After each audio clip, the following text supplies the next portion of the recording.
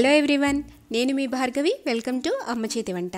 అమ్మ చేతి వంటలో ఈరోజు ప్లెయిన్ బిర్యానీ లేదా బగారా రైస్ని పొడి పొడిగా పర్ఫెక్ట్గా ఎలా తయారు చేసుకోవాలో తెలుసుకుందాం.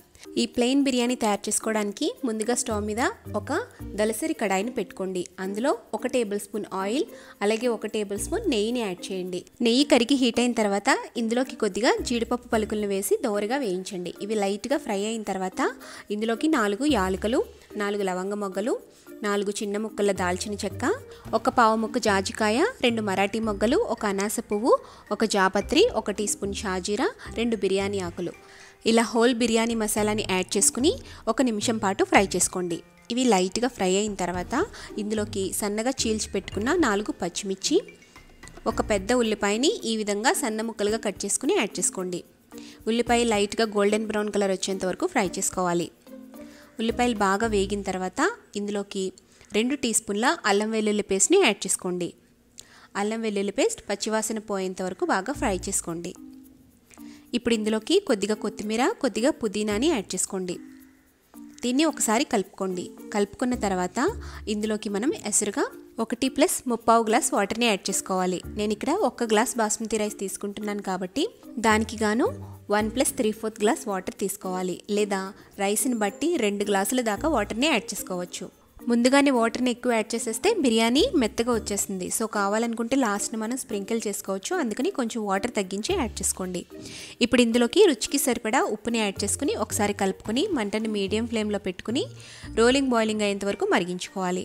ఈ విధంగా వాటర్ మరుగుతుండగా మనం ఆల్రెడీ 1 గ్లాస్ నానబెట్టుకున్న బాస్మతి రైస్ని వాటర్ లేకుండా డ్రైన్ చేసేసుకుని ఆ రైస్ని ఇందులోకి యాడ్ చేసేసుకోవాలి. బాస్మతి రైస్ మొత్తాన్ని కూడా యాడ్ చేసేసుకున్న తర్వాత ఒకసారి అంతా కలుపుకోండి.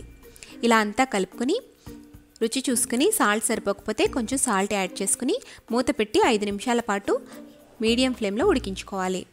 5 మినిట్స్ తర్వాత రైస్ కొంచెం దగ్గరికి అవుతుంది. అప్పుడు మంటని లో ఫ్లేమ్లోకి టర్న్ చేసుకుని ఒక 10 నుండి 15 నిమిషాల పాటు అడుగు అంటిపోకుండా వాటర్ ఎగిరేంత వరకు ఉడికించుకుని స్టవ్ ఆఫ్ చేసుకోవాలి.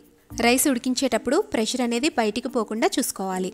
ఇలా ఒక 10 మినిట్స్ పాటు ఉడికించుకున్న తర్వాత చెక్ చేసుకుని స్టవ్ ఆఫ్ చేసుకోండి. స్టవ్ ఆఫ్ చేసిన తర్వాత ఒక 10 మినిట్స్ పాటు మూత తీయకుండా అదే విధంగా ఉంచండి.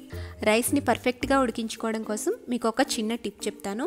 వాటర్ సరిపోక, ఎసరు సరిపోక కొద్దిగా గట్టిగా అయిందనుకోండి, ఈ రైస్ పైన కొంచెం వాటర్ని స్ప్రింకిల్ చేసి 1-2 నిమిషాల పాటు ఉంచి తర్వాత స్టవ్ ఆఫ్ చేసుకోండి. లేదా మీకు రైస్ కనుక ముద్దగా అయిందనుకోండి, పైన కొంచెం నెయ్యిని స్ప్రెడ్ చేసి ఆ తర్వాత ఒక 5 మినిట్స్ తర్వాత కలుపుకొని సర్వ్ చేసుకోండి. అప్పుడు పొడిపొడిలాడుతూ వచ్చేస్తుంది.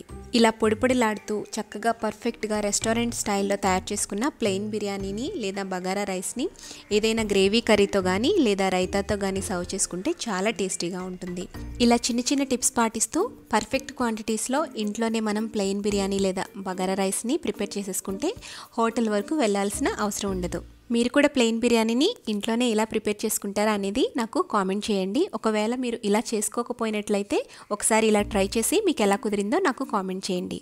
అలాగే ఈ వీడియో నచ్చితే లైక్ చేసి సబ్స్క్రైబ్ చేసి మీ ఫ్రెండ్స్కి, రిలేటివ్స్కి షేర్ చేయడం మర్చిపోకండి.